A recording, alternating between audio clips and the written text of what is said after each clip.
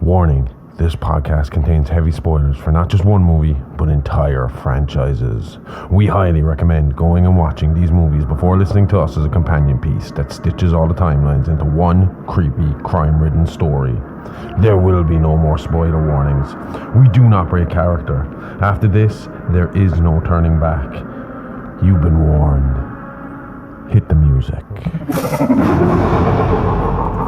You are talking about the nonsensical ravings of a lunatic mind. It's alive! It's alive! It's alive!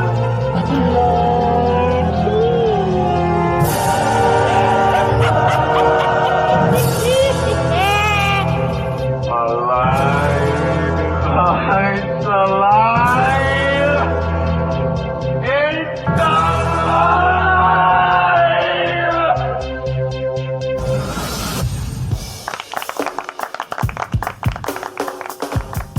Hello, freaks and fiends, and welcome to It's Alive podcast. This is a true crime, paranormal, interstellar podcast covering unbelievable stories that sound like they were ripped straight from the pages of a Hollywood script. I am your host, the outlaw, Dr. H.R. Smokenstein, THC, and with me, as always, is my very own Scream Queen, the perfect combination of beauty and brains, the bride of Smokenstein, the India horror, the expert, the guts and gore, the sexy, the gorgeous, the sexy, or the sexy and gorgeous, Amy Rose. Hi. You know the way it works. I wouldn't have been mad if you left out gorgeous. Just letting you know, you look like you panicked. And today we are we're dealing with a broken system, a fractured mind, and a lot of corruption. And that's not the episode content. That's why we're late. I was just Corrupted about to say files, it. systems of technology that refuses to work with me and my fractured mind from dealing with all of this shit. Way to promote the episode. No, I'm talking about the fucking equipment, not the episode. Okay, the episode cool. is fine. The episode is great. The episode Solid is... episode.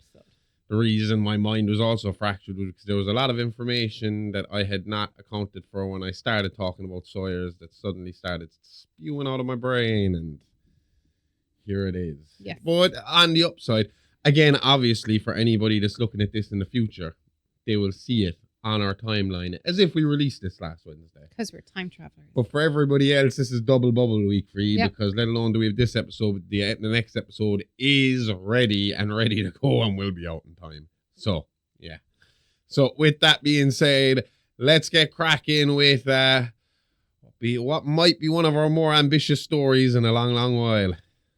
Okay. So when we last spoke about Robert Chop Top Sawyer, it was the late 1980s. He had been deemed criminally insane and committed to the William Moseley Institute for the Criminally Insane, where he became the subject of a series of interviews that would later be known as the Robert Sawyer tapes. In those recordings, Sawyer spoke in detail about the history of his family, offering what investigators believe to be their best chance at understanding the events that the media had come to label as the Texas Chainsaw Massacres. And for the first time, the myth had a voice. But see, this is kind of where I come in with the whole fucking idea of why I'm against the death penalty. Because you and me were talking not long ago about like people who deserve, like you were looking at, like, especially every time we bring up BTK, you flinch and you're just like, fuck that guy, he should be dead. And I keep having to point out, it's like there is advantages to keeping these people alive. There are, but I think you should put a stipulation of, right, you're getting the death penalty in 10 years' time after we've studied your brain, because I don't agree with the fact that a lot of serial killers like to talk about their killings. They like the attention from their killings. So bringing them a psychiatrist into a room or whoever into the room to talk to them about their killings, they're getting off on it again. But the thing about it is, I mean, it's the same as the Rex Horman stuff this week. The only reason he pled guilty was because death penalty That is taken should off not the be table. allowed. But then you're never going to get the information out of them. And if you do, it's not reliable information, because if you tell me that as soon as the information I give you is going to dry up, you're going to kill me, then I'm going to start making up new information, aren't I? I'm going to start admitting you're going to get a Henry Lee Lucas situation. Not necessarily, where you're because the BTK confession. doesn't like talking about other people's crimes. But if he thought you were going to kill him once he finished talking about him, he probably would. Okay, that's true. You know what I mean? Yeah. The whole kind of the deal there is, we'll give you this if you give us that. And the idea is that while you're looking at it in the point of view of, oh, well, they're getting off on talking about it again, the real side of it is, right, fair enough, this person, BTK, might be enjoying himself talking about his killings, but what he's telling us will allow us to make sure that another BTK never fucking happens. Because next time one of them kicks up, we have the advantage. Yeah. We know what's going through your head. We know what steps to take to prevent you and catch you and fucking knock you out. You know? Yeah. Yeah. It's intentional, you know? Yeah. I mean, apparently with Rex Horman, like, part of, like, what they were doing was they were intentionally not talking about him as much in the media. The Long Island serial killer. Yeah, you get very little coverage. That case was huge in 2011 when I first heard about it. And he had been going since the 90s. And then suddenly there was nothing. And apparently the reason there was nothing was they were hoping he would do what BTK did. And be like, have you forgotten about me, lads? No. The opposite. That he'd go almost into semi-retirement. He'd just fall back.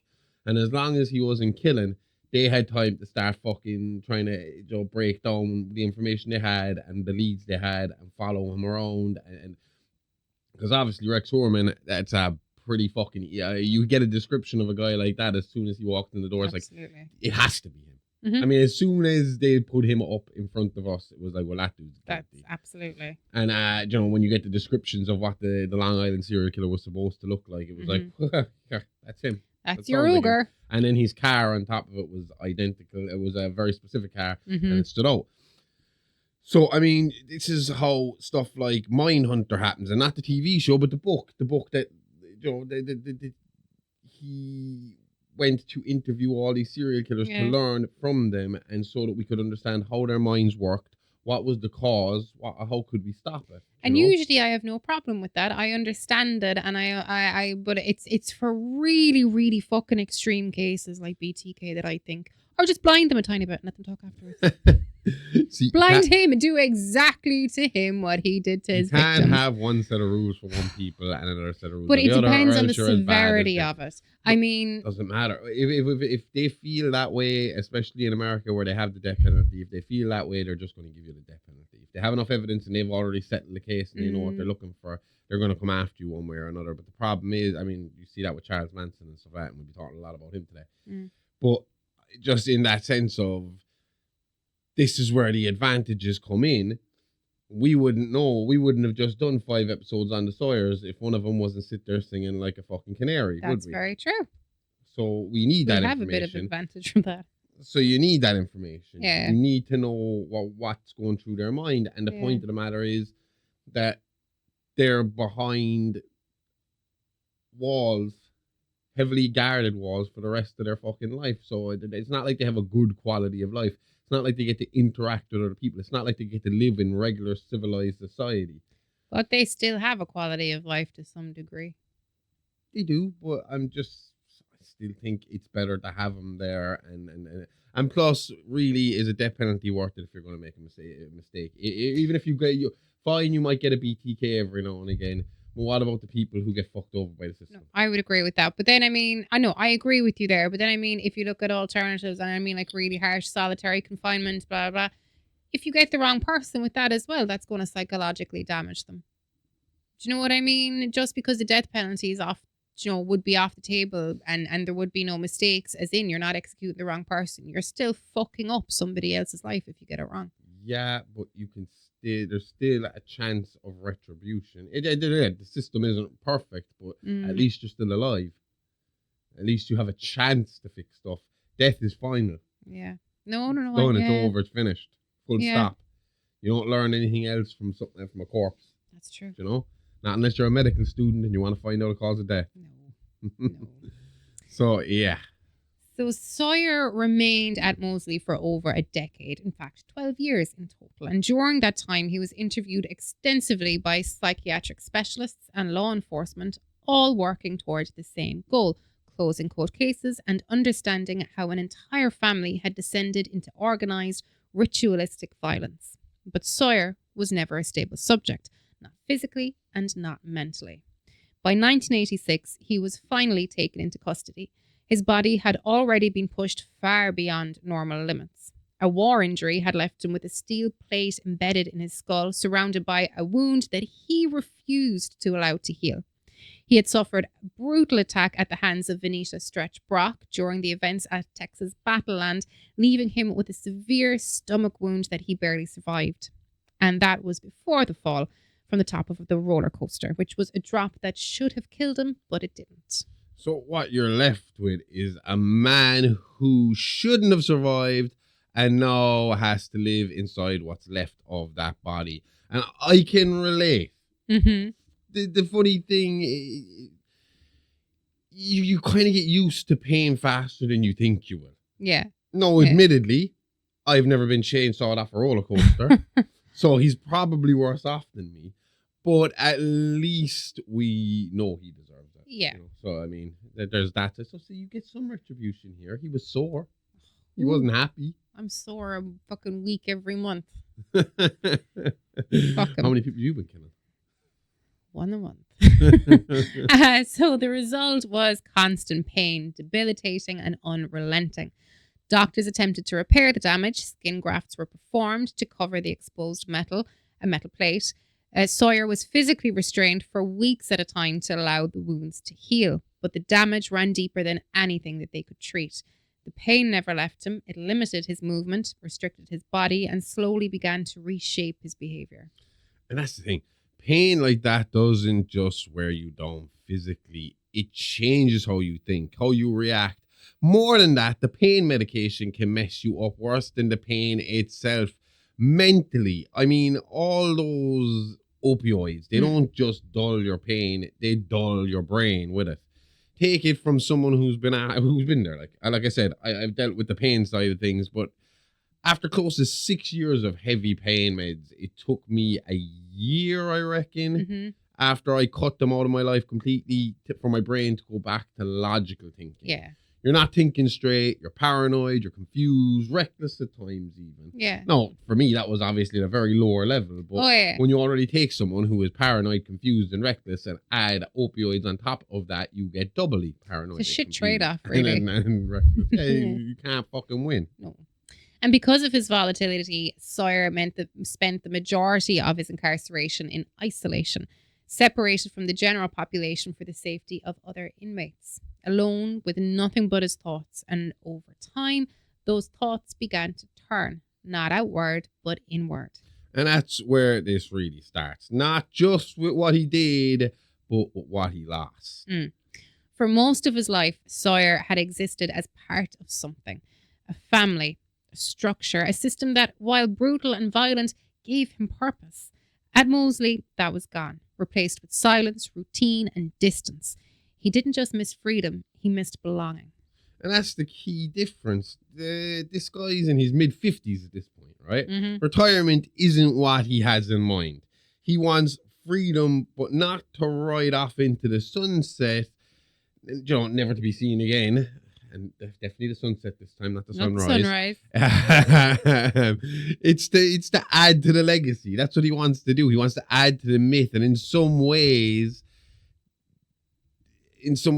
to outdo what had come before him. All while at the same time honoring them as well. He's kind of like a walking, talking contradiction. It's hard to kind of pin down really what this guy wanted, but he wanted to be. He wanted to stand on his own while still being a Sawyer at heart. And that sense of loss began to show in the interviews. At first, Sawyer cooperated, like he spoke, shared details, engaged with investigators. But as the years went on, that changed. The information slowed and then stopped. Sessions became unpredictable, sometimes silent, sometimes violent.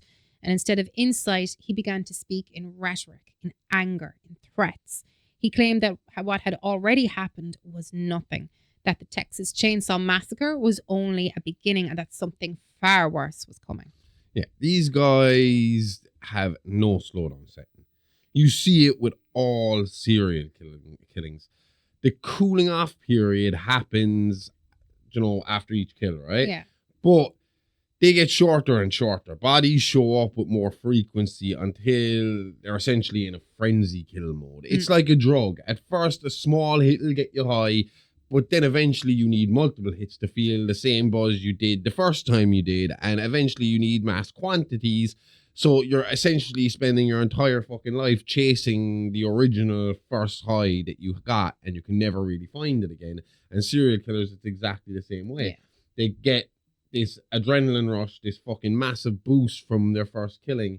And after that, the more they do it, the more they need it. Yeah. It's an addiction. Exactly. And it's not hitting the same way as the first time because they're getting desensitized to it every time they do it. Yeah.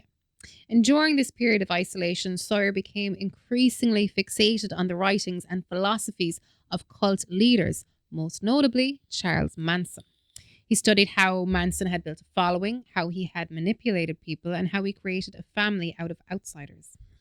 But he wasn't interested in copying Manson's ideology. He was interested in the method, the drugs, the crimes that tied the family together. And if you want to know more about all that, then you can go over to It's Alive. No, you can go over to the Horrorverse Network.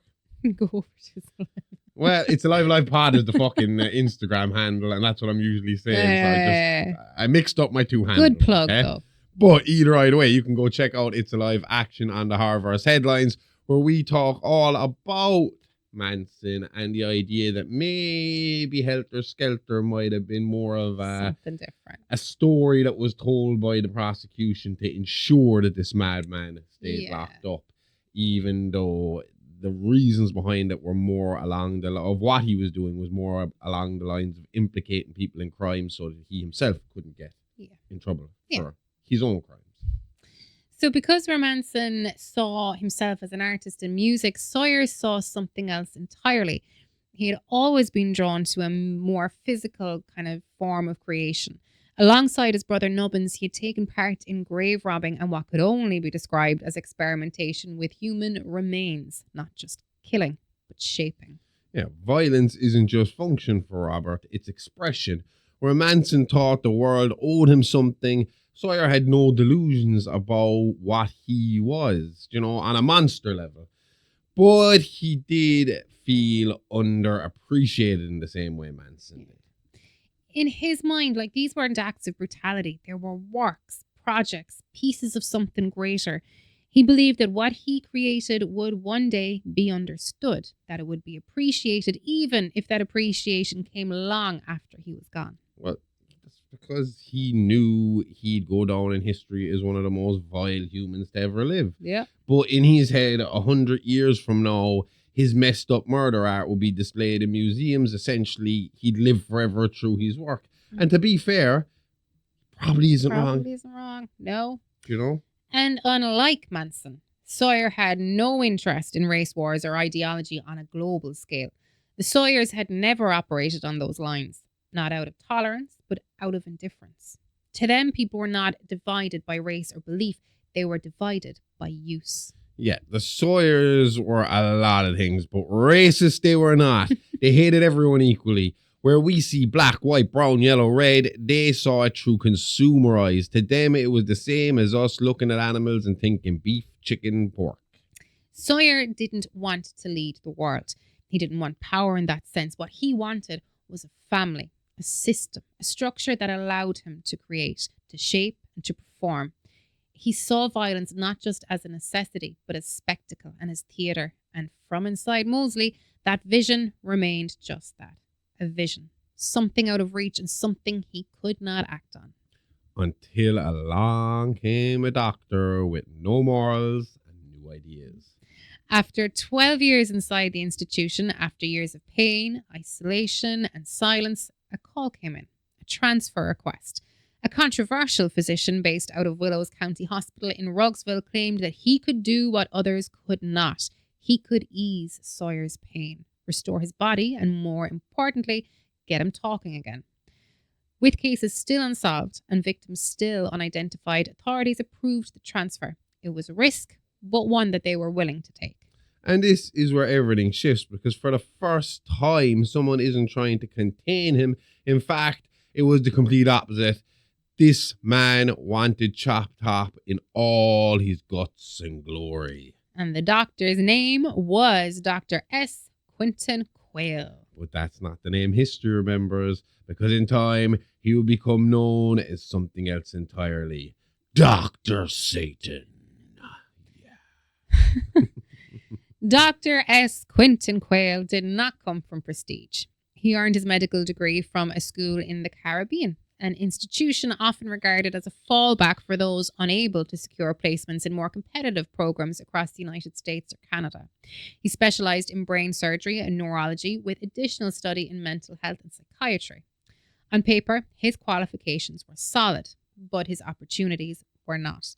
After graduating, Quayle struggled to find work. Hospitals passed on him, positions dried up, and instead of forcing his way into a system that clearly didn't want him, he stepped outside it. He chose to travel and to gain experience. Yeah, not the Doctors Without Borders kind either. No. This isn't a man going out to help people. This is a man who just got told he's not good enough, and, turns out, though, that he was very good at what he does. That's kind of the problem here. Yeah. Just what he does isn't exactly standard practice in the medical world. But it got results. So Quayle didn't go where young doctors typically go. He didn't volunteer in war zones. He didn't work in struggling communities. Instead, he deliberately sought out places where medicine blurred into belief. He traveled to Haiti, to parts of South America where ritual, faith, and unregulated practice overlapped. And from there, he moved into Asia, searching for underground procedures and experimental techniques that existed far outside any recognized medical standard. Yeah, he's not learning medicine at this point, is he? He's just shopping around. Look for anything the textbooks told him not to touch. This is like a Star Wars story, really. The disgruntled potential Jedi finds out that the mentors have been holding back on him, and the power of the dark side can open doors to a lot more power and ability, but it all comes at a price. There are no verified records of what he did during this time, only fragments like notes and references in journals that surfaced later. But what is clear is that when he returned to the United States, he was no longer interested in conventional medicine. Of course he wasn't. You don't go digging around in that world and come back wanting to do routine checkups. No. This guy isn't he's not handing out shots and lollipops or working 24-hour shifts in the A&E, and that's the ER for you American audience. There's a difference. Casualty for the Brits. Oh yeah. He's been to the other side. He's seen the potential. Quayle and Sawyer are two sides of the same coin. Their ambitions match each other. The base goals might be slightly different, but the end result is the same. Infamy in their chosen field. In his writings, Quayle outlined theories that went beyond treatment. He didn't want to fix the mind. He wanted to alter it, to reshape it, and to push it beyond its natural limits. He spoke about turning ordinary men into something else, stronger, more violent, and more focused. Which is always how these lads sell it. Improvement, enhancement. No one goes in to support a monster maker. For years, he experimented, working on inmates with no family ties, men close to death, people who wouldn't be missed. But despite his efforts, he failed. He couldn't replicate what he was chasing. Because what he's looking for isn't something you build. It's something that's already there, You can't create monsters in a lab, you find them. All he could really do is make them sharper, stronger, more dangerous. Yeah. And then he heard the recordings, the Robert Sawyer tapes, and immediately he was drawn in, not just by the crimes, but by the mind behind them. Because Sawyer isn't broken in the way Quayle's other subjects were. He's functional. He knows what he is. That's a completely different animal from the near catatonic lunatics Quayle usually dealt with. Yeah, and Quayle didn't know at first whether he wanted to study Sawyer or to use him. But he knew one thing. He needed access. Using every connection he had, every favor available to him, he pushed for a transfer, promising results, promising cooperation, promising answers. And eventually, he got approval.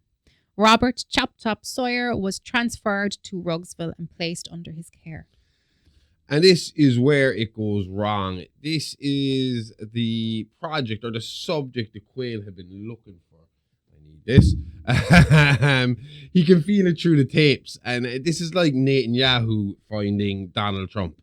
An unhinged lunatic with delusions of grandeur. Give them what they want and you have a personal weapon. He looked at Chop Top the way the Sawyers saw Leatherface.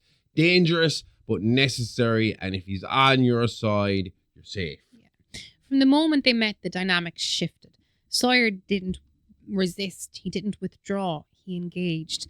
The two spent hours in what were labeled as psychiatric sessions, but quickly became something else. Conversations, shared ideas, and shared perspectives. Yeah, that's not therapy. That's two lunatics comparing notes. Yeah. Crazy instantly recognized crazy, and they went to work. Sawyer opened up completely. He told Quayle everything, details he had never shared in the Sawyer tapes. He told him the family wasn't finished, that Bubba was real, alive, and still out there somewhere in the woods. And that right there is important, because for the longest time, people were sure Leatherface was a persona swap between the brothers, especially after Wilmer and W.E. died in 94 and Bubba just went missing. You know, this is finally validation that this was not the case. So now some people still say that Sawyer could be lying to Quayle at this point. Protecting the mystique of the Sawyer legacy and hinting that the family lived on in civilized society. But everything that's happened in Tennessee says different, and we'll talk about that in the next few weeks. And if he was going to lie about that, then why tell him about the next generation? Yeah, because as you just pointed out, he also spoke about a child, Barbara Babi Sawyer, sired by Bubba and sent away before everything collapsed and hidden with extended family, but alive. No, that's where Quayle really gets interested, because one subject is useful, two is a study. But the thing about the Sawyers that we're all about to learn is you can take the child out of the Sawyers, but you can't take the Sawyer out of the child. And this family is like a disease. Wherever they land, they infect that area. So placing Babi with the Wilsons didn't save her, it cursed them. Not that they had to be pushed very hard to go in that direction, you know? Yeah. But Bubba was a dead end. Too much time had passed, too many unknowns, but Babi was traceable, she was accessible, and a chance to study the same bloodline but in a different environment. So nature versus nurture. And that's the kind of thing that gets a man like Quayle excited. But like I just said, he's going to find out that the Sawyers are a force of nature unto themselves, and they nurture their surroundings to fall in line with their beliefs, not the other way around. What he didn't realise was that the environment Babi had grown up in was not as far removed from the Sawyers as he believed. Again, these were people already on the edge. They didn't need to be pushed. They just needed to be gently nudged. Yeah. When Babi was pulled from the Sawyer house in 1990, she was 12 years old. 12. Raised in chaos, surrounded by killers, and with a father who was more monster than man. You'd assume anything would be an improvement from that. Yeah, that's the trap though, isn't it? Mm-hmm. People here rescued from the Sawyers and picture social workers, therapy, maybe a nice quiet foster home. She didn't get rescued. She got reassigned. Exactly. Because she wasn't taken somewhere safe. She was taken to family, the Wilsons. So that was Wilhelmina Sawyer's bloodline. Which already tells you everything you need to know. You don't get a Wilhelmina in the family tree without something rotten growing underneath. Now, to be fair, at this point, they weren't the Sawyers. They weren't butchering people. They weren't building myths or rituals. They were smaller than that. Petty criminals involved in prostitution, robbery, stolen cars, and scrap dealing. Yeah, they're not monsters, but they're circling it. Nah. Same ingredients, but at this point, lower ambition. Yeah. And the family centered around Hugo Wilson, who was Wilhelmina's youngest brother. He never even met her, just heard stories. Imagine that your introduction to your own bloodline is horror stories and rumors. But the horror isn't framed that way. It's framed as legacy, something to live up to idolize. Yeah. And just to kind of clarify what we meant by he never met Wilhelmina, just very, very, very quickly. I think you said that we were talking about beforehand. You see this in a lot of rural families in Ireland, especially, where like the families are so big and the generations can be so separated that by the time the youngest comes along, the eldest is going to happen to my family. I mean, I was the eldest. I lived with my youngest brother for 3 years before I was out of the house. Yeah. You know what I mean? So, in this case, I'm pretty sure if I do the maths right, I think Wilhelmina was dead by the time Hugo came along. So they had no hope of ever meeting her. her. No. He just kind of heard about her through the legend. And Hugo had a daughter, Gloria, and her life followed a very familiar pattern because by 14, she was already working as a prostitute. 14. That's not rebellion, that's environment, and it affects her mentally going forward. Yeah. Because if you are a 14-year-old sex dealer, Sex dealer. Same thing, I suppose. You want some sex? I got it right here in my jacket. But if you're a 14-year-old sex worker, you're not dealing with regular Johns. You're dealing with pedophiles as a career. Yep. You know? And it stunts her mental growth, and we'll get into it later. But where she was the mother figure for Babi, she eventually kind of flips and starts looking up to Babi as an authority figure in herself and begins to mimic her theatrical approach to life. But again, that comes a little later. Yeah. And first, she would try to get out of the life, and she did that by marrying a man named Earl Teasdale, who was a scrap dealer with mostly stolen cars. It was the kind of operation that sits just under the surface. Yeah, the kind everyone knows about, but no one bothers dealing with it because it's easier just to ignore it than to fix it. Now, Earl must be a common name in Texas. So. We go from Earl Sawyer and the family he shaped to Earl Teasdale, and his actions would have a lot to do with the direction his family would take in the end as well. And then they had 2 sons, Rufus and Tiny. And here comes the part where history starts getting a bit too comfortable and repeating itself. Yeah. So Tiny was born with gigantism, and Earl didn't see a son. He saw a problem. Not even a problem, a future problem. Yeah. He had heard the stories about Bubba, what the Sawyers became, and he convinced himself he was looking at the same thing all over again. Without realizing the Sawyers didn't end up with Bubba, they built him. He was seen as an asset, not a liability. Exactly. Tiny showed no signs of violence, no aggression, and nothing to justify what Earl believed. But that didn't matter. On Tiny's 18th birthday, Earl made a decision. And let me guess, it's one of those for the good of the family decisions. Yeah, after the celebrations ended and everyone went to bed, he went down to the basement where Tiny slept, and he poured petrol across the room, across Tiny, and without realizing it, across himself too. No, to be fair, it's actually a really easy mistake to make. Yeah. If you're caught in the moment and you're not paying attention, especially if your only reference for this stuff is, stuff you've seen on TV. And as we learn as we go on, the Teasdales love television, specifically horror and crash TV, which was really hitting its stride in the 90s. You know, like fucking crash TV would have been its biggest in the 90s. Jerry Springer, fucking wild shit like that, you know. Yeah. So, yeah, you're not getting the greatest education here on how to do this shit. So he lit the match and the fire spread instantly. The house went up and the family escaped. So Hugo, Gloria, Rufus all made it out. But not Earl. No, because just before the house collapsed, Tiny walked out, burning, with his skin melting and carrying Earl's body. That's almost poetic, isn't it?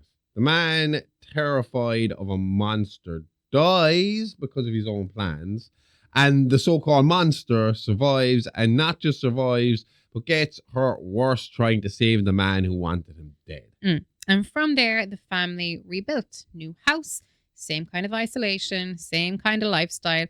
Gloria went back to prostitution, and Rufus took over the scrap trade. And Tiny? Well, he lived, badly burnt, in constant pain, with no medical care and no treatment. So, not saved, not healed, just kept. Exactly. And then things shifted again because Gloria met someone new and not just another client. Yeah, here we go. Johnny Lee Johns, better known as Captain Spaulding. Now, that's a personality entering the room. Former sideshow clown, ran a roadside horror attraction, a man who built his life around spectacle.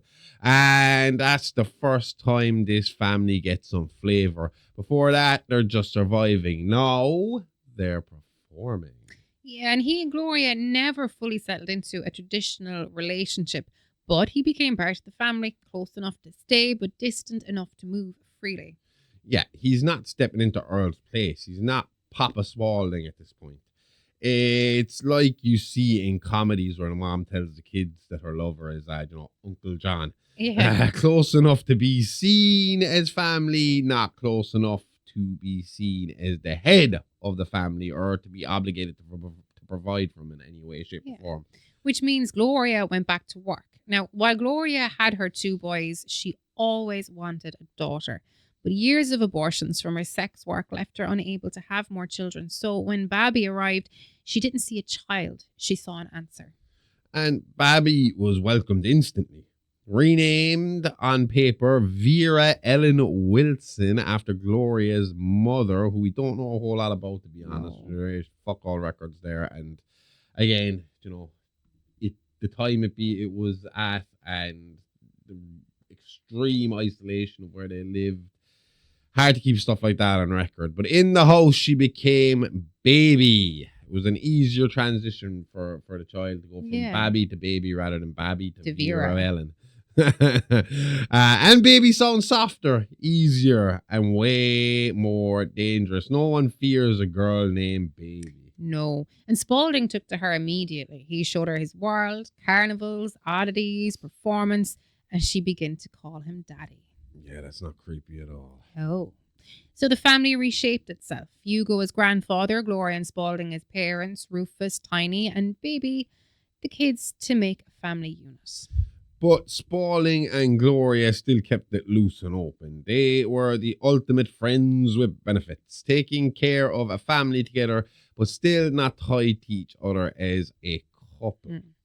By the time Dr. S. Quinton Quayle reached out, Babi Sawyer was 18 years old, living in Rugsville and working as a stripper in a place called the Haunted Palace, a horror-themed grindhouse run by Velvet Von Black. Horror-themed grindhouse themed.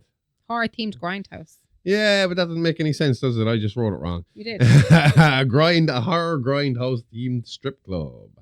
And right there, I mean, you can pause on that because that sentence alone tells you everything, doesn't it? Mm-hmm. You've got a girl raised by cannibals, rescued. Yeah, in a loose sense. And she ends up in a horror strip club run by someone called Velvet Von Black. That's not a coincidence. That's the universe going, no. Let's just stay on brand here. Keep it going. Or it's just the only environment she knew how to function in. Exactly. That's my point, though, isn't it? People think environment changes people overnight. It doesn't. It just reshapes what's already there. She didn't leave the horror behind. She just found a version of it with better lighting and a stage. And unlike Gloria, who worked out of necessity, Baby enjoyed it, the attention and the control. Yeah, Gloria survives, Baby performs, and that's a completely different psychology. One is, I need to get through this. The other is, watch me do this. Mm-hmm. But like I said earlier, maybe because she had been doing it so long and was trying to deal with the trauma, Gloria stopped acting like she was in survival mode and learned from Baby's example. She began to make her work more theatrical as well. And for the first time in her life, she began to enjoy what she did. And what Baby did best, what the family would really learn from the youngest member of the clan, was how to manipulate. She would draw men in, flirt, play along, and let them think that they were in control of the situation. Yeah. Disarm the mark by playing the ditzy blonde bimbo, then turn the tables when their guard is down. She would take them somewhere private and let the situation escalate and then flip it.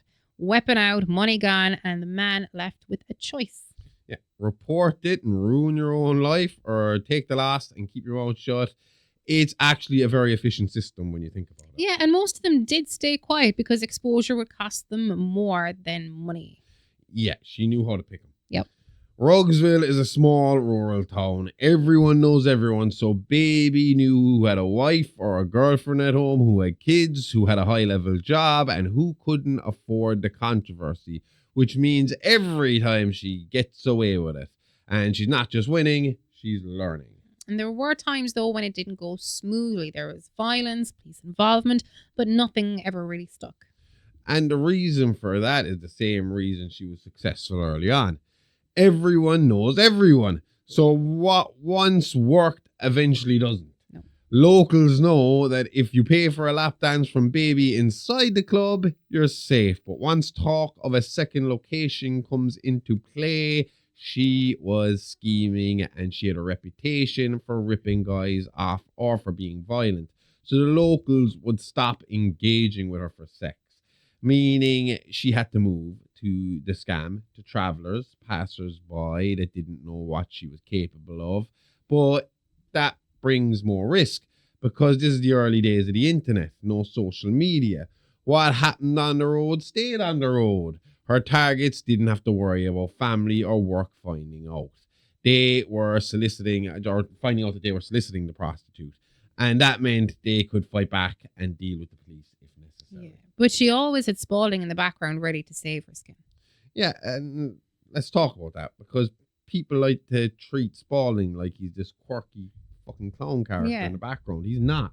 He's the infrastructure. He's the guy who knows who to call, who to pay, who to scare. He's the reason things disappear. Yeah, so Baby grows up in this environment where crime works and where consequences don't land and where performance is rewarded. And where the worst thing you can be is boring. But the most important thing is this. She was not conflicted and she didn't struggle with who she was. Why would she? From her perspective, she's not going down a dark path. She's stepping into a legacy. Exactly, because growing up, she didn't hear horror stories about the Sawyers. She heard admiration. Yeah, no one sat her down and said, your family were monsters. They said they were something special. That's a completely different foundation. Her father, her uncles, they weren't warnings, they were legends. And like I said earlier, once you frame it like that, you're not trying to avoid becoming them, you're trying to live up to them. Which brings us to the moment everything changes. Yeah, the worst phone calls you could possibly get. Dr. Quayle reaching out and offering contact, connection with a man she'd only heard stories about. Yeah, people need to understand Bubba was the legend, the propaganda story that the Sawyers fed to the world. But to people in the know, the twins were the real wild card of that family. Chop Top and Nubbins. I've often said it to you, it was their actions that really led to the downfall of the entire family. You'd think Baby would resent him for that, but all she had heard were stories praising him, building him into an almost godlike status in her mind. Her hero, which is not very ideal. No, but it couldn't happen officially. Too many checks, too much scrutiny. But the system might be broken, but it's not that broken. So the meetings happened in secret, late at night in Quayle's office, under the cover of psychiatric sessions. At first, it was simple stories, connections, family history. Yeah, the getting to know you phase. Yeah. Which in this family is probably already a bit intense. Probably. But that didn't last because very quickly the conversation changed. Of course it did. Because Chop Top isn't interested in reminiscing. No. He has been sitting in a box for over a decade. He's not looking backwards. He's talking about the future. And for him, there is only one version of that. Escape. Freedom. And not just getting out. He wants something bigger. He's looking to build, not just to survive. He wants to make a statement. Fuck the Texas Chainsaw Massacre. He wanted an all-American massacre. And now, for the first time, he's not just imagining it. He is building towards it. So once the meetings between Robert Sawyer, Baby, and Dr. Quayle moved beyond stories and into intent, the next step came quickly. Because for Chop Top, there was no version of the future that involved staying inside those walls. No, of course not. You don't spend over a decade fantasizing about the next big thing just to settle into arts and crafts in a padded room. Escape was always the end goal. Yeah, and the plan they built was simple, brutal, and disturbingly effective. They needed a replacement. A body that would pass as Robert Sawyer. Someone that wouldn't miss, someone who wouldn't be questioned. Yeah, not just a body with no one attached to it. And that's the trick. You're not hiding a death, you're replacing an identity. The man they chose was a John Doe, an inmate suffering from severe dementia. No known family, no clear past, no one looking for him. And that's about as invisible. I was about to say invisible as a person gets. That's the right word, invisible. Which is terrifying when you think about it because it means the system had already wrote this person off before Dr. Quayle had. But before any of that could happen, Quayle had one more goal. He didn't just want Chop Top to escape, he wanted to improve him. Of course he did. I mean, in his head, this isn't a breakout. This is proof of concept. it is his first real-world prototype to show what he is as a doctor is capable of. Robert was still physically broken. Years of damage, pain, limited mobility. He was a shadow of what he had been.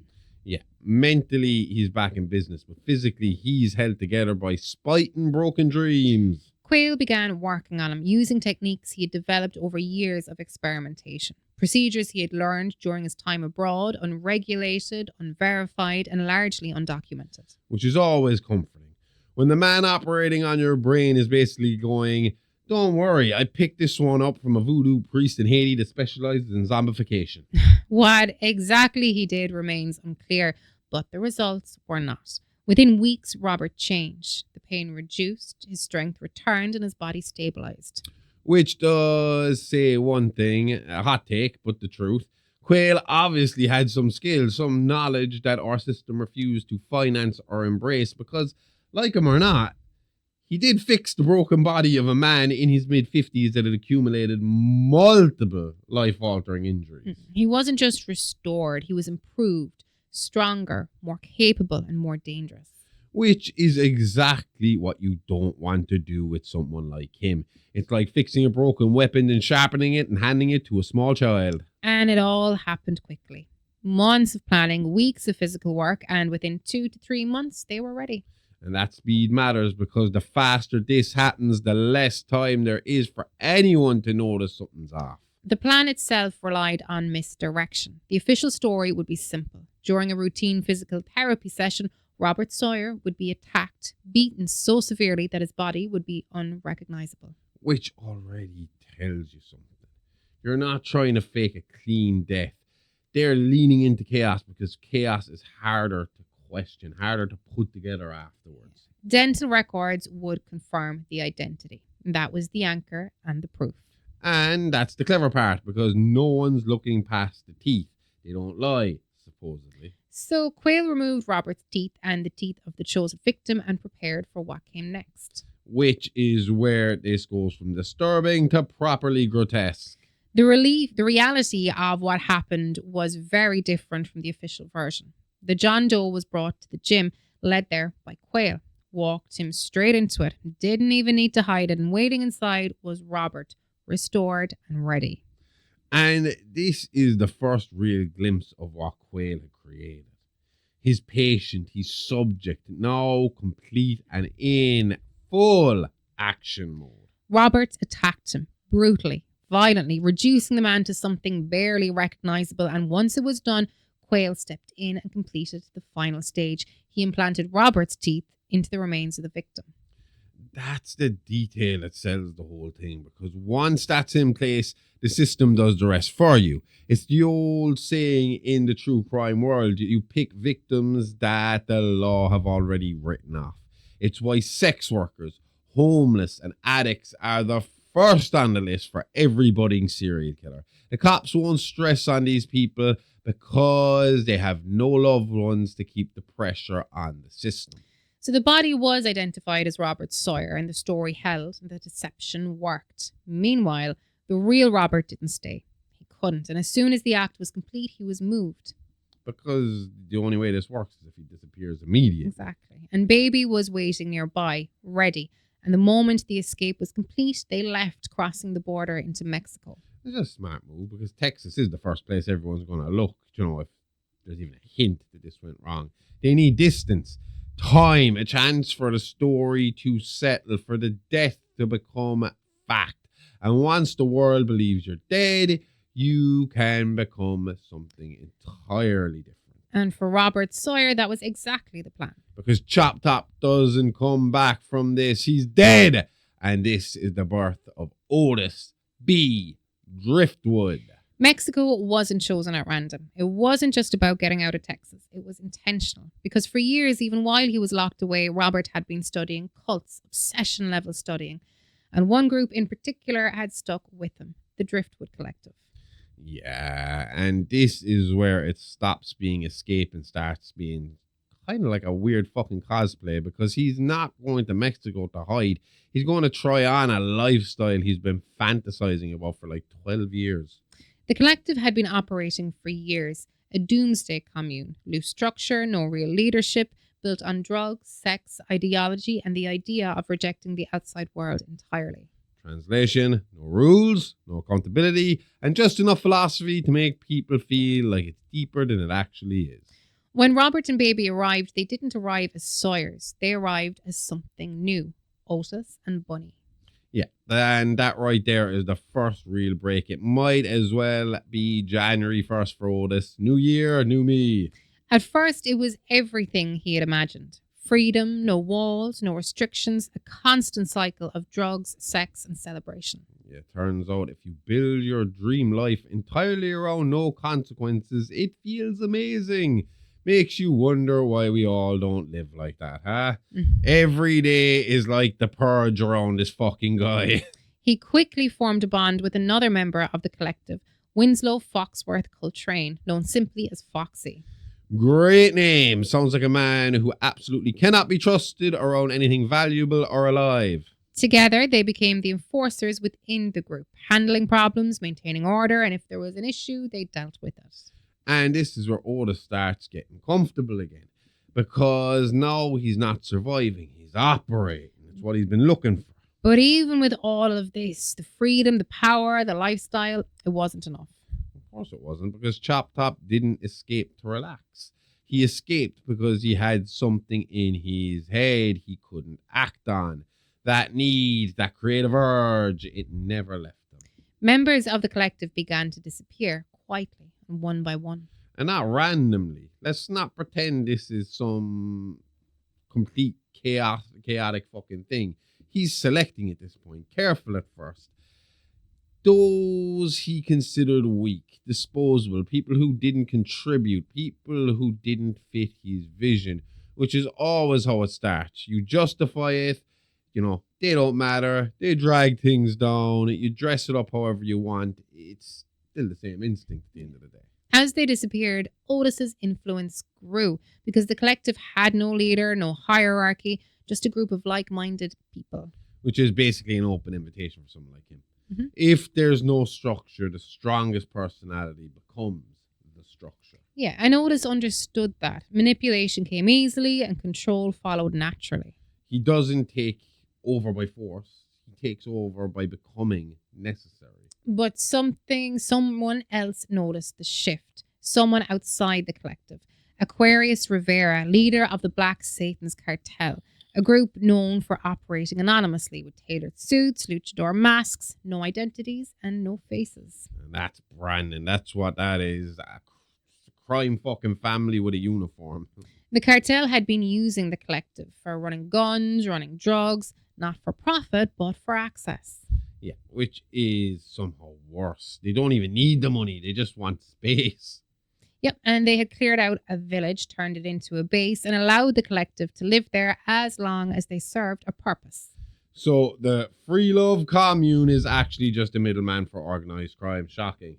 Yeah, Otis didn't accept that. He saw it as control and as limitation because he doesn't want to be part of someone else's system. He wants to be the system. He told the collective to stop, to cut ties, and to end the relationship with the cartel. Yeah, because that's always a good idea. Yep. It's an insane thing straight away to say. I mean, just for the record, you don't tell the cartel anything. They tell you. No. And for the members of the collective, it created an impossible situation. Yeah, pick a side. Follow Otis, unpredictable, violent, thinks he's an artist. Or defy a cartel, organized, violent, definitely not interested in negotiation. I mean, there's the definition right there of being stuck between a rock and a fucking hard place. Yeah. And what followed is unclear. Details vary, accounts conflict, but what is known is the outcome. When it was over, the Black Satan's cartel was gone. The Driftwood collective destroyed. Only 3 remained: Otis, Babi, and Foxy. Which is very telling, because after all that, he doesn't have a following, he doesn't have a movement, he has 2 people. And I think this is the beginning of him realizing as well, or realizing less is more in terms of followers. Not that it'll stop him trying to recruit again later, but at this point, like I said, he's realizing you really need to keep the people you trust close and eliminate anybody who could be any slight bit of a risk to you. Exactly. So this all unfolded over the course of a year, the first year of his freedom. And back in America, the story had held. Yeah, officially, he's dead. Paperwork says so. And paperwork apparently is all it takes. Rugsville was no longer watching for him, no longer expecting him. It was safe. Safe is relative, but yeah, safer than Mexico, where he just wiped out 2 organizations. Yeah. Foxy chose to stay. He had ambitions of rebuilding what the cartel had left behind. But Otis had no interest in staying because through everything, through the conversations with Babi, he had realised something. Yeah, the thing he went looking for, he already had it. Back home, a family, people who admired him, people who believed in the legacy were waiting, which is what he actually wanted the whole time. Not freedom, not Mexico. So the decision was made. They would return, but not as Sawyers because that part's done. Yeah, Robert Sawyer was dead. Chop Top was gone. This is the clean break. No going back. No slipping into old identities when it suits him. From this point forward, he will be known as Otis B. Driftwood. Can't prove this, but I've heard the B stands for Bubba as a little fucking homage to the tribute, like, one yeah. fucking member that was still running around out there that he couldn't find. And it's not just a name change either. It's a mission statement. Because what he planned to build would be different. The Sawyers were built on survival, on ritual, on secrecy. Otis didn't want to hide. He wants to be seen. His version would be built on art, on spectacle, on forcing people to look at what they tried to ignore. Yeah, he's not dragging people into the dark. He's turning on the lights and saying, look at this! A new family, a new identity, a new legacy, and this one's louder. So he left Mexico and began the journey home. And just before he did, he said something that would define everything that came next. My Fireflys will light the way. And unlike everything else he said, that one actually stuck. When Otis and Babi returned to Rugsville, they weren't sneaking back. They weren't hiding. They arrived to a welcome. Yeah. This is mad. It's mad when you think about it. The man fakes his death, disappears for a year, comes back with a new name and a body count somewhere in Mexico, and the reaction is basically a hero's welcome. Because to that family, he wasn't a fugitive. He was legacy. He's not the problem. He's the upgrade. Hugo saw it as a way to honour his sister, to finally live up to the stories he had spent his life hearing. Spalding saw opportunity, a chance to attach himself to something bigger, something that stretched beyond roadside attractions and small-time crime. Yeah, Spalding's not stupid. No. He knows exactly what this is. He's stepping into something with history, something with weight. And Gloria saw something else entirely, a way out, not physically, but socially. Yeah, she doesn't want to stop being what she is. She just wants it to mean something. Rufus and Tiny didn't care. They followed orders they always had. And now the orders were coming from Otis. Which, in that kind of family, is all you need. You don't question leadership. You just adapt to it. Yeah. And Otis wasted no time. He stepped in and immediately began assigning roles. Hugo became Grandpa Firefly. Gloria was Mother Firefly. And Captain Spalding, Cutter Firefly. Yeah. This is, there it is again, like, isn't it? You know? It's the same skeleton. It's different skin. The rest kept their names, but the family name changed. Everything became Firefly, which was clever because it sounds lighter, almost playful until you realize what's actually happening underneath. Yeah, the structure mirrored something that we've already seen. A family unit, defined roles, clear hierarchy. Yeah, it's Vilmer all over again. He thinks he's building something new, but he's just repeating the Sawyer blueprint. But the philosophy, that's where things change, because this is where he starts to believe his own hype. The Sawyers used flesh for survival, for sustenance. Otis didn't need that. He's past survival. Mm-hmm. He's into expression now. Nice. So to him, flesh became material, a resource, not to consume, but to create. Which is a very polite way of saying he turned murder into a hobby with a theme. His thinking had evolved through studying figures like Charles Manson and others like him. He developed a deep resentment for structured society. Yeah, but here's the irony. He thinks he's rejecting society, but he's built his entire identity based on reacting to it. Because unlike his upbringing with the Sawyers, he is now seen more of the world. He understood more of it, or at least enough to think he understood it. The rise of accessible information, the spread of ideas, the internet creeping in, people talking more, sharing more. Suddenly, the world feels smaller, and he doesn't like what he sees in it. He no longer saw himself as an outlier. In his head, he's not the problem anymore. He is the honest one. So instead of confronting society directly, he chose something else. Yeah, because confronting it means risking failure. Building your own version, that's control. He would create his own world, a world of horror, of spectacle, of confrontation, not hiding in the dark like the Sawyers, dragging people into the light and forcing them to look. And the plan, at least at first, was recruitment. This is where it gets properly delusional. He didn't want followers who already agreed with him. No, that's too easy. He wanted to convert people. Nothing says you'll see things my way like kidnap and torture. Victims would be abducted, held, broken down, re-educated. And if they changed, they could join. But if they didn't, they became part of something else. Yeah. Art or entertainment, depending on the day and whether you ended up in Otis's workshop or Baby's playhouse. Otis would work in isolation in his workshops, leaving Baby to handle the day-to-day. Which is where it gets really dangerous because she's not just participating, she's learning. She brought in victims, managed the family, followed Otis's orders, and enjoyed it. Let's not dance around that part. She loved what she was doing. Yeah, she was being shaped and prepared. He's building a successor. But the plan didn't work. Of course it didn't, because brainwashing requires patience. And this family has the emotional control of a lit match in a petrol station. Yeah, victims didn't convert. They broke or they died. Usually both. Mm-hmm. So the idea was abandoned, not because it was wrong, but because it was inconvenient. And from that point on, there was no recruitment, just consumption. Different forms, same outcome. Everyone became either material or a toy. But he still gives the speeches. That's the best part. The ideology never left. He still thinks he's saying something profound while actively undermining his own message every 5 fucking minutes. And over time, something else became clear. This was not the same Chop Top. No, not at all. Not even close. He was angrier, colder, more calculated, less chaotic, more deliberate. It's believed this shift came from Quayle's work. The impulsive, erratic nature was still there, but now it had direction, and he had become something more complete.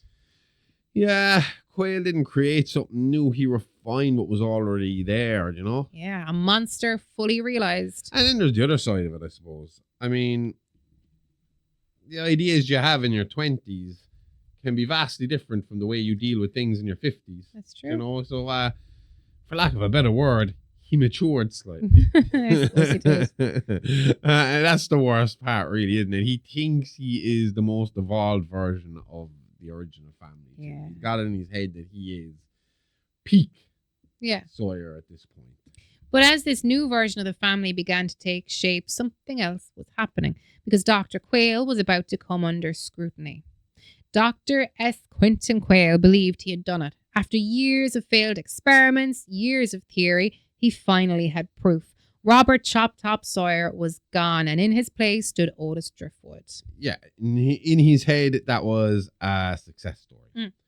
Which is insane when you say it out loud. He took a violent lunatic and turned him into something more focused, more capable, more dangerous, and went, perfect, nailed it. To Quayle, this was validation. His life worked, realized. His life's work realized. Why can't I say work? Why am I keep saying worked? His life's work realized. Good job. Yeah, got it. Nailed it. You just edit it there. Everyone got that? Thank you for listening to this episode. But here's the problem. He doesn't understand that what he's made is... It's not a soul. He thinks he's created a weapon. he doesn't understand that he hasn't created a soldier. Yeah. He created a leader, and that is much harder to control. Yeah. Either way, Otis Driftwood became the culmination of everything Quayle had worked toward. And with that perceived success came ambition. Yeah, this is where it always goes wrong. The first success doesn't slow them down. It convinces them they've cracked the code. Quayle pushes further, harder, faster, and sloppier. That's the part people skip. The experiments escalated. More subjects, less caution. Gone were the days of working on untraceable inmates and people with no connections. Yeah, and no one will notice phase is over. Yep. No, it's just we'll deal with it if they do. Anyone becomes viable. Any patient becomes a subject, which is when it stops being experimentation and starts being open abuse. Families began to notice, to question and to push back. And when people start asking, where is he or why hasn't she been seen, that's when the system starts cracking. Investigations followed, slow and ineffective. Of course they were, because the system that allowed this to happen is now investigating itself, and that never ends quickly. Yeah, and by April 2003, more than 20 inmates were unaccounted for. 20. Mm-hmm. That's not a mistake. That's a pattern everyone ignored until it was too obvious to ignore. Absolutely. And the people of Rugsville had enough, and this is where it flips, because now it's not about law anymore, it's about anger. On April the 11th, 2003, a mob formed with locals, families, people who felt the system had failed them. Which, to be fair, it had. Yeah, and their goal was simple: justice. Yeah, no, not justice. Let's call it what it is here. It's revenge. Yeah. And that night, Quayle was at home, suspended and awaiting investigation. The mob descended on his house and pulled him out, beat him, restrained him, and dragged him into the woods. And this is the part people like to romanticize. Community justice. No, this is a group of people deciding they don't trust the system and becoming something worse. They tied a noose to a tree and they hanged him. No trial, no defense, no delay, just done. And when it was over, they left him there, a warning and a statement. And then they do what mobs do best. They disappear. No one spoke. No one came forward. The town closed ranks. Because once you're all guilty, you're all protected. Which, ironically, is a play straight out of Otis's favourite monsters book, Charles Manson. When the authorities arrived the next morning, there was nothing. No body, no rope, no sign of what had happened. And that's the moment everything changes, because no, this is not a crime anymore. It's a story. With no physical evidence, there is nothing to prosecute, nothing to prove. If there's no body, officially there's no murder. And Quayle was known to go abroad. He was known to study abroad, as we said. So it made perfect sense for him to, especially under investigation, to go missing. So why would they bother investigating? Exactly. But something else had been created. And this is where reality loses control of the narrative, because with the disappearance of S. Quentin Quayle, Dr. Satan is born. Awesome. A name, a rumor, a legend. And legends are way more useful than facts. It's believed that when Otis heard about the lynching, he saw opportunity immediately. He sent the Firefly family to... Firefly family. It's really hard because there's a lot of F's and a lot of L's. Just say the Fireflies. We all know what He you're talking sent the about. Fireflies to retrieve the body, to clean the scene, and to erase anything that tied the story to reality. Because again, hold on. There we go. There I am. Hi, everybody. Because there's no evidence, you can replace it with whatever you want. From that point on, Dr. Satan wasn't a man, he was a myth. A story tied to Rugsville, just like the Sawyers were tied to Nuke County. A presence, something whispered about, something feared, and more importantly, something that explains things. Exactly, because when something terrible happens, people need a reason. And a supernatural butcher doctor living underground is somehow easier to accept than a family of real people doing very real things. Yeah. And Otis understood that, and he weaponized it. He used the legend to hide in plain sight and to mask the Firefly's actions. Because if people are looking for a monster in the dark, they're not looking for one standing right in front of them. And just like that, Rugsville had its own horror story. Only this one was being written in real time, and the truth behind it was far worse than the myth. At this point, it's worth taking a step back because the Fireflys, they're now fully formed, and not in theory, not in ambition, but in practice. Yeah, this is it. This is the version that actually exists, not the one Otis is thinking he's building, but, you know. Yeah. The original idea was clear. Build something to rival the likes of Charles Manson. A family, a movement, a following, but that never materialized. Because here's the flaw in his plan. You can't build a cult if you keep killing the recruits. Exactly. And no one ever made it through the process. No one was broken down and rebuilt. They didn't fail the process killed them.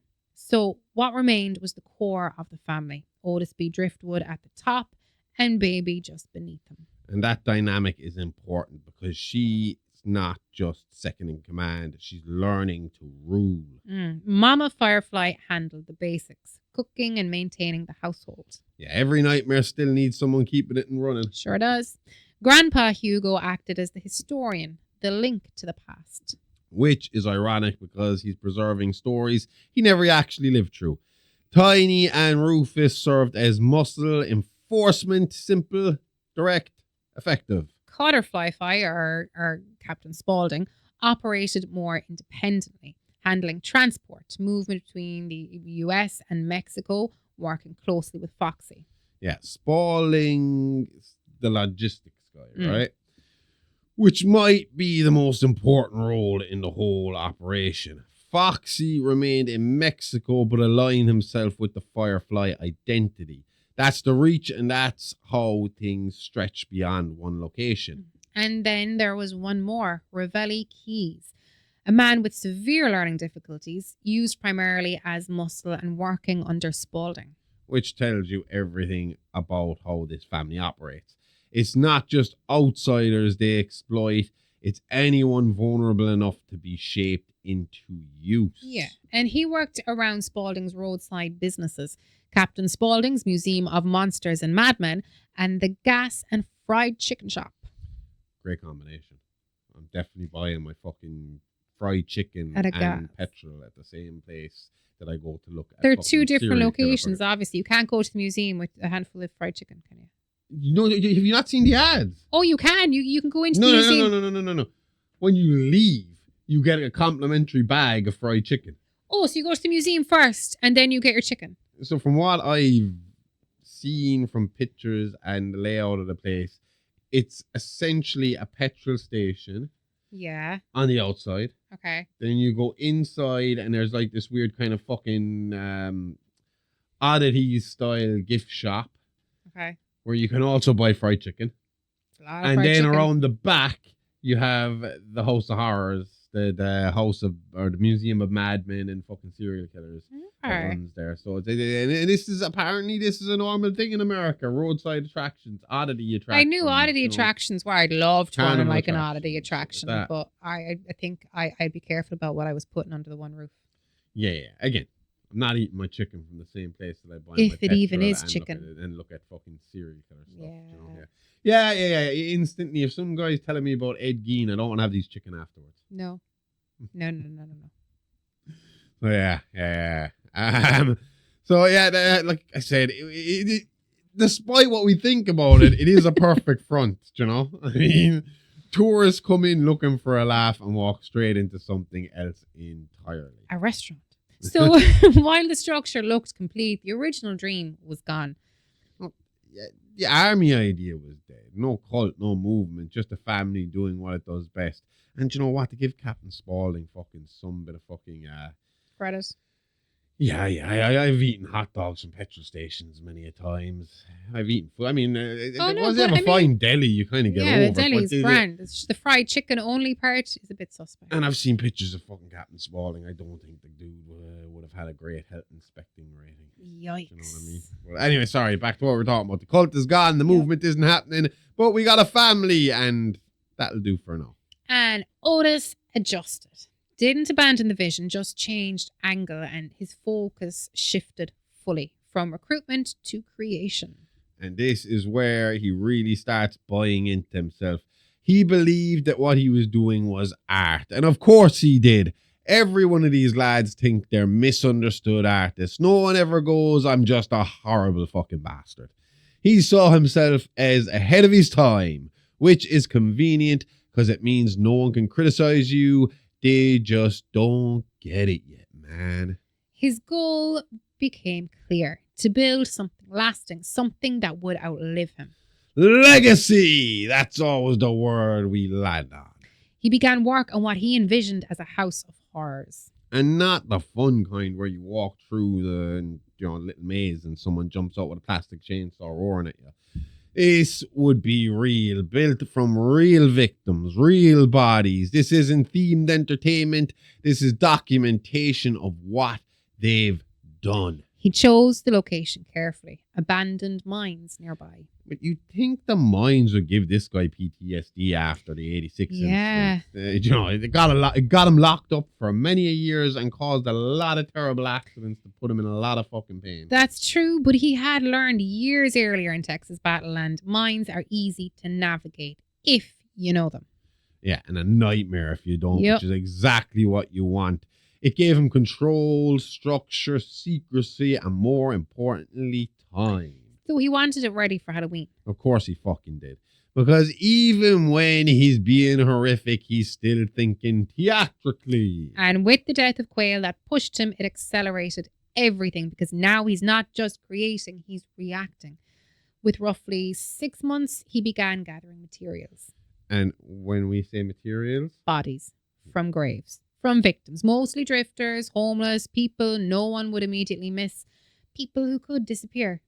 and that's constantly the trade through all this. Not randomness, but selection. I think that's the trade throughout all the fucking Sawyer discussions that we've had. They're great at selection for a period of time, and every time they drop selection for randomness is when things go to fucking shit for them. Yeah. And as the collection grew, so did the scale. The house began to take shape, not as a home, but as a statement, a place where everything he believed would be put on display. So when Otis began building his house of horrors, he wasn't careless, he wasn't reckless. He had learned from the past. Yeah, specifically, he had learned from his brother getting caught robbing graves back in 73. Because nothing screams, investigate me, like digging up half the local cemetery. Exactly. He knew that after everything that happened in Rugsville, after the disappearance of Dr. Satan, that the community was already on edge. Yeah, the town's not exactly relaxed at this point. Nope. You don't get a missing mad doctor and just go back to normal. So instead of disturbing local graves, he adapted, which is the running theme here. He's not smarter than the Sawyers. He's just applying the same logic with a bit more awareness. Yeah. So fresh bodies were sourced elsewhere. Rufus and Tiny were sent further out, away from Rugsville, which spreads the problem. Instead of one town noticing that something's off, now it's multiple places missing pieces of the puzzle.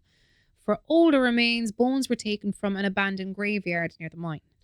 Yeah, because it's not, well, you know, if no one's maintaining the graveyard, no one's counting the bodies inside there. This is like an ancient graveyard. Oh, yeah, like yeah. Old. Yeah.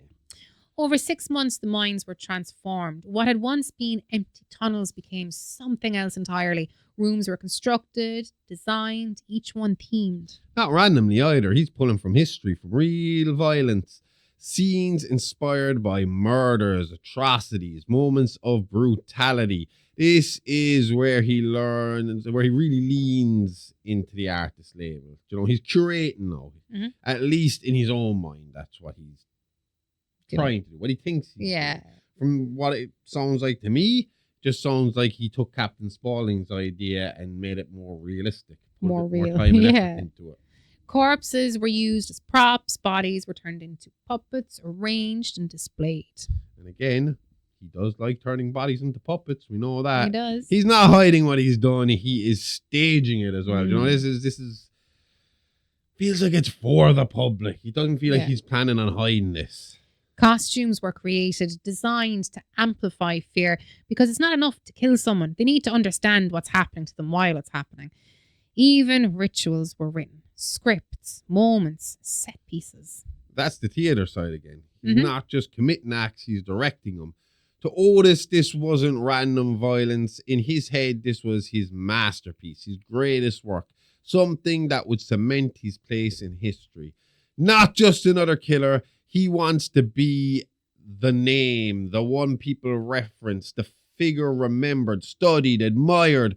But the world had changed, and this is the bit that he doesn't fully account for. Yeah, this wasn't 1973 anymore. You don't get to disappear people quietly anymore. Information moved faster, news cycles ran constantly, and even in rural areas, people talk. Disappearances were noticed, patterns formed. Yeah, you can't just rely on, they probably ran off anymore.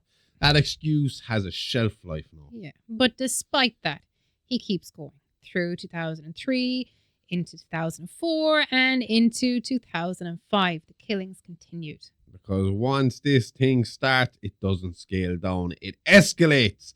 The all-American massacre, which he promised years earlier, it was no longer an idea.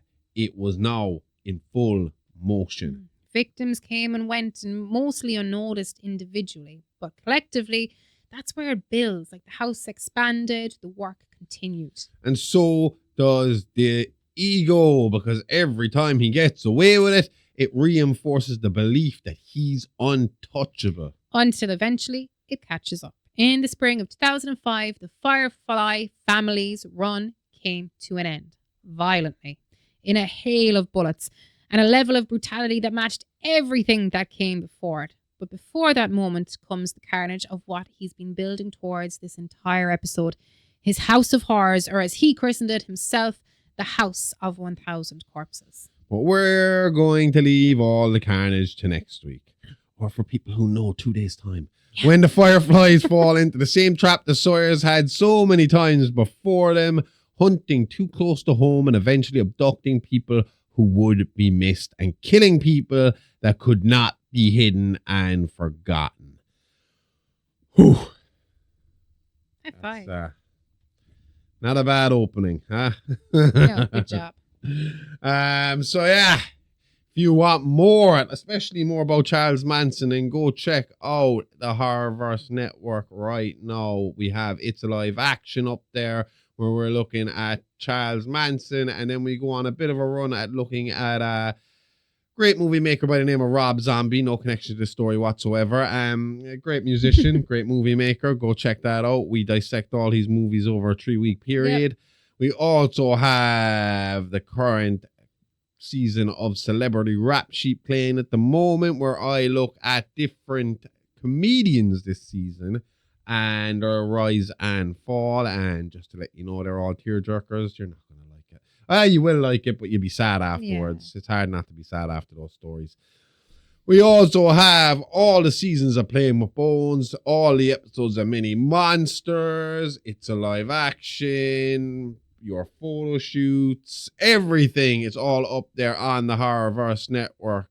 It's $5 a month, 7-day free trial. Go check it out now. And every Monday, Amy Rose is on Twitch. We're playing Slay with Amy Rose. And what's the handle? Amy Rose 9. Amy Rose 9. And that is 10 to 12 every Monday. Check it out. Irish time.